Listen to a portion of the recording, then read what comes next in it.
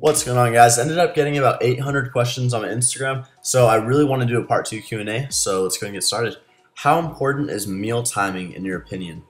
Okay, guys, so meal timing, in my opinion, is not important as far as body composition goes. So as far as, changing your body composition, as long as your macros are the same, cardio is the same, all your variables are the same, you will have the same results if you have 1, 2, 3, 8 or 9 meals. And however, with that said, I do believe that there's a point where you need to start manipulating your carb intake, especially around your workout. And I don't mean changing your total overall numbers, but experimenting with, everyone's different, guys. Everybody responds differently, but experiment to how many carbs you prefer pre-workout, how long before your workout you like to have that pre-workout meal. So personally, I like taking in 100 to 150 grams about 2 to 3 hours before my workout. However, I know people, and I recommend people experiment, eating an hour to an hour and a half before the workout and just having a smaller meal. And some people even love having intra-workout carbs. I know Lex was visiting, he loves his intra-workout carbs. However, for me, I just prefer to have a nice solid meal a few hours before and hit my workout, and that's how I get the best performance. So as far as body composition, no, it won't affect you. As far as performance-wise, I think you all need to experiment and see what your body responds best to. Next question. You seem consistently motivated. What is your secret? I don't really have a secret, guys. I'm hungry for success, and I want to help reach and motivate as many of you all as possible. So that is my goal. Next question. Why do you count your macros in the off season? You should give yourself a little break.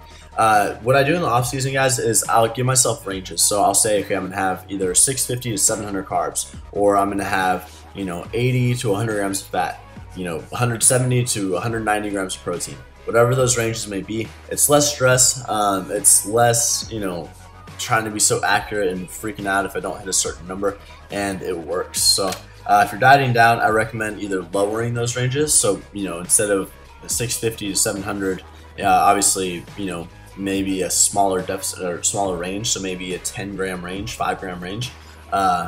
So yeah, I don't need a break. Next question.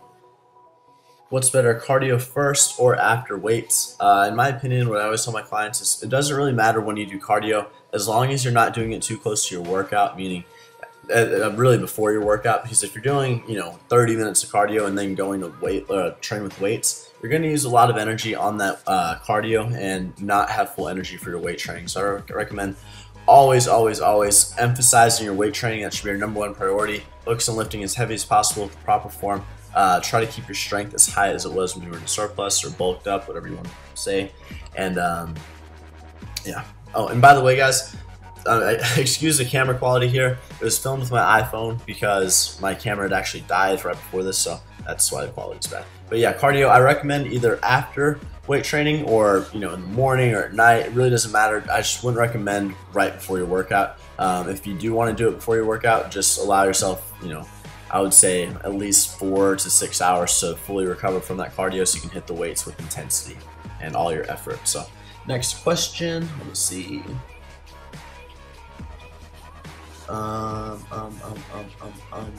Do you think it's important to use decline when training chest? I love decline. You guys can see I got that new decline in the background, that black one. And the reason I love decline, one, you're gonna be able to lift more weight. It's a shorter range of motion, a little bit more tricep. And I really just like how it feels on my chest. With that said, do you need to incorporate every single workout? What I recommend is picking a few exercises. Right now I'm focusing on the incline dumbbell and the flat barbell bench. Pick a few exercises and focus on building them up for a few months, and then possibly switch it up a little bit. Maybe move, instead of flat bench and incline, maybe I would do incline and decline, incline barbell and decline dumbbell. So change it up every few months, but there's no need to be changing it every single workout. Let me see. How can I get big fast? You can get big by just eating everything in sight and get fat. But if you want to have lean muscle gain, count your macros, know what you're taking in. If you're building a house, you don't just kind of throw the pieces together. You have every single measurement. You know what you have to do to continue gaining at a proper rate. And as far as what is proper rate, I would say if you're trying to really lean gain, about here's the deal, guys. You can say, obviously 1 pound a month is going to be great, but it's very, very hard to track 1 pound a month. You would have, take your weekly averages and kind of add them up. So I would say anywhere from 1.5 to 2 pounds a month is going to be a little bit better. It will add a little bit of fat. 2 pounds a month times 12 is 24 pounds a year. Not going to gain 24 pounds a year of fat, but I would rather kind of give my body enough food to build as much as possible and then shed a little bit of extra fat at the end of the year or whenever I want to end my bulk. So I would say 1.5 pounds to 2 pounds a month should be a great staple goal. When did you get sponsored by Cellucor? I came across Cellucor in 2012, so end of 2012. My YouTube channel was kind of picking up. I believe it's at like 3,000 to 5,000 subscribers, and I had just finished up my first competition. So, and I didn't get picked up because of the competition. I got picked up because of the YouTube channel. So that's very important to kind of note. But in social media, recently got promoted to brand ambassador. Nikki and I both did, and there's only her and I are the only brand ambassadors of the company so far. So it's Nikki, myself, Craig Capruso, Jen Jewell, and Callum, which are kind of like the 5 people in the circle, which is really cool. Very proud to be able to say that. So next question. Where do you see yourself in 10 years? Man, 10 years, I'll only be 31. It's really not that old. Probably still working my butt off.